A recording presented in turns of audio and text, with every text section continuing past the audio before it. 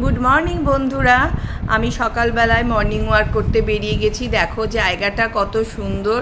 আমি এখানে প্রত্যেক দিন মর্নিং ওয়াক করতে আসি। এখানে মানে চারিদিকে সবুজ। সকাল এখন ভোর 5:30 বাজে। আমি 5:30টায় বেরিয়ে যাই মর্নিং ওয়াক করতে। দেখো চারিদিকটা কি সুন্দর, একদম চুপচাপ নিস্তব্ধ। এই সময়টা মর্নিং ওয়াক করতে খুব ভালো লাগে। তারপরে আমি দেখো আমার এত সকালবেলা একটা জিনিস খুব ভালো লেগেছে। আমাদের দেখো মা আসছে, তাই বাঁশ পড়ে গেছে, প্যান্ডেল রেডি হচ্ছে, চারিদিকে গ্রিন। খুব ভালো লাগে, একটা দুর্গাপুজো ভাব চারিদিকে। এর মধ্যে মর্নিং ওয়াক করে নিচ্ছি আমি সকালবেলায়। আমি আর আমার কর্তামশাই বেরিয়ে গেছি।